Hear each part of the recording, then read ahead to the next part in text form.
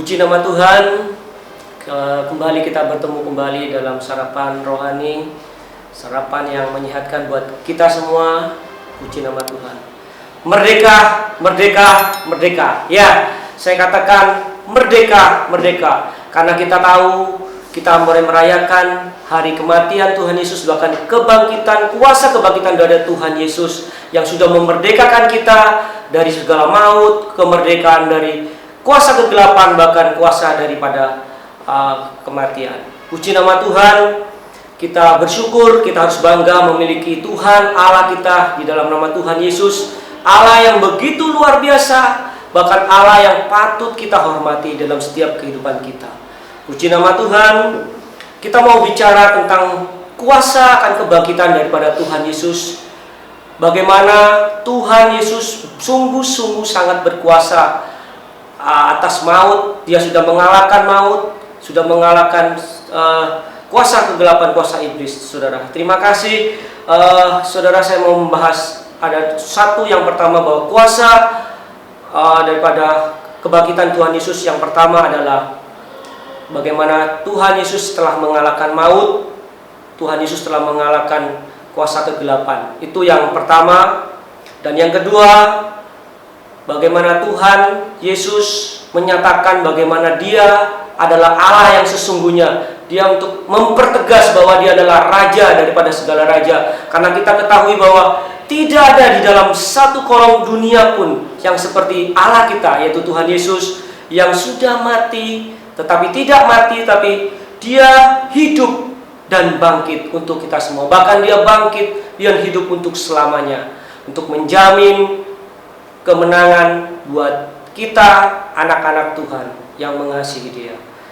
Saudara, kita sudah sepatutnya kalau kita menghargai dan kita mau menghormati karya yang sangat luar biasa yang Tuhan Yesus sudah berikan, sudah persembahkan buat kehidupan kita. Sudah selayaknya kita untuk mengasihi Dia, bahkan sungguh-sungguh tidak terbayangkan, bahkan tidak dapat dibayarkan dengan apapun juga. Karena karya yang sempurna itu sungguh-sungguh luar biasa. Karena itu kita mau memberikan hidup kita yang terbaik untuk Tuhan. Di dalam setiap perbuatan kita, tingkah laku kita mau perbuat untuk Tuhan Yesus Kristus. Dan yang ketiga, saya mau ambil di dalam kitab Lukas, bagaimana kuasa kebangkitan daripada Tuhan. Saya ceritakan dalam kitab Lukas ayat yang pasal 24, di ayatnya yang ke 13 sampai selesai. Di situ diceritakan bagaimana perjalanan dua murid Yesus ke kota Emmaus. Kalau kita melihat dua murid Yesus pergi ke Emmaus, saudara, setelah Yesus ditangkap, kemudian Tuhan Yesus disalibkan dan pernya, dan terakhirnya Dia sampai di kayu salib dan mati, saudara. Bagaimana hati murid-murid Tuhan Yesus yang begitu hancur, bahkan mereka menjadi putus asa, mereka menjadi ketakutan, bahkan ada yang sampai murid-murid Yesus yang kembali lagi seperti awal dia sebelum dia dipanggil oleh Tuhan Yesus. Ada yang menjadi nelayan, ada yang sembunyi, karena mereka semua ketakutan. Kenapa, saudara? Karena apa yang mereka harapkan, Tuhan Yesus adalah seorang penyelamat, Tuhan Yesus yang akan menyelamatkan mereka. Tetapi kenyataannya Tuhan Yesus harus mati. Mereka begitu kecewa. Tetapi yang patut kita ketahui bahwa mereka tidak mengerti apa yang telah Yesus katakan di setiap perjalanan bersama murid-murid. Tuhan Yesus katakan bahwa Dia memang harus ditangkap dan mati untuk menebus setiap dosa-dosa kita semua. Tetapi bagaimana murid belum mengerti. Nah, saudara, kita lihat bagaimana dua murid ini, dia pergi ke Emmaus. Dia seharusnya di Yerusalem, dia pergi ke Emmaus. Itu merupakan suatu kemunduran, saudara. Berjalan flashback, jadi dia kembali lagi ke Emmaus. Kenapa, saudara? Karena ada perasaan kecewa, takut, pokoknya jadi satu, kecewa berat, saudara.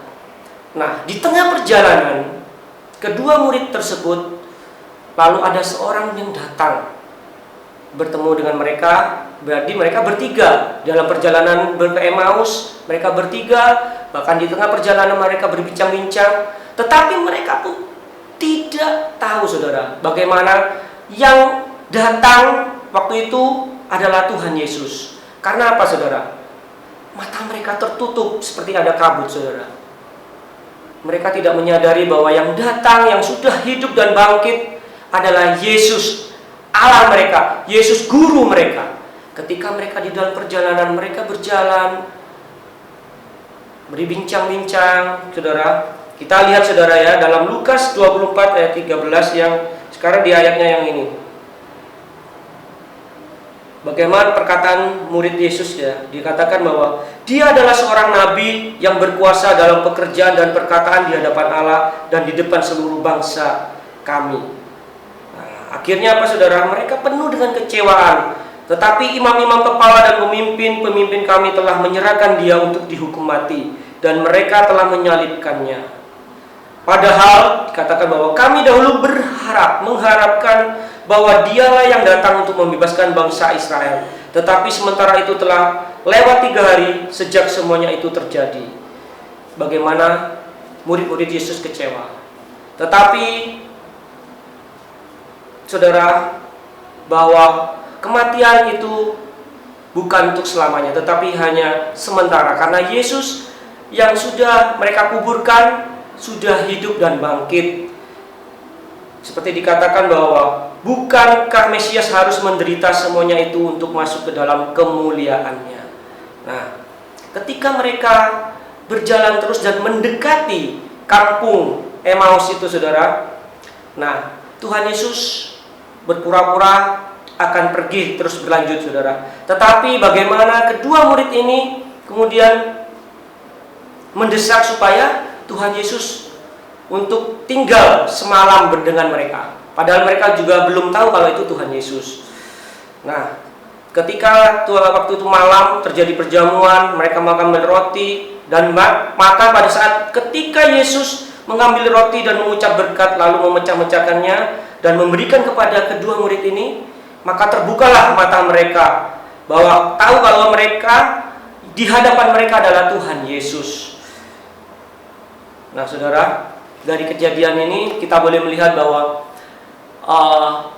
kuasa daripada kebangkitan Tuhan Yesus sanggup membuat suatu perubahan, mengubah kehidupan kita dari yang dulunya mungkin lemah, kecewa, penuh dengan kebencian, tetapi dengan kuasa kebangkitan Tuhan sanggup mengubah kehidupan kita menjadi baru. Biarlah kita terus belajar kepada kuasa kebangkitan Tuhan, karena Bapak Gembala juga katakan bahwa kematian dan kuasa kebangkitan daripada Tuhan Yesus adalah satu kesatuan yang tidak dapat dipisahkan. Biarlah kuasa kematian dan kuasa kebangkitan itu ada di dalam setiap kehidupan kita, bahkan tiap hari, tiap waktu, bukan hari Jumat atau hari Minggu, tetapi hari demi hari. Biarlah kematian dan kuasa kebangkitan Tuhan ada di dalam setiap kehidupan kita. Karena kita percaya Tuhan Yesus selalu ada. Dia pegang hari esok, Dia pegang hari esok kita. Kita tidak perlu khawatir dan takut, karena Dia menjamin masa depan buat kita semua. Puji nama Tuhan. Kita percaya bahwa kuasa kebangkitan Tuhan biar selalu hidup di dalam kehidupan kita. Puji nama Tuhan.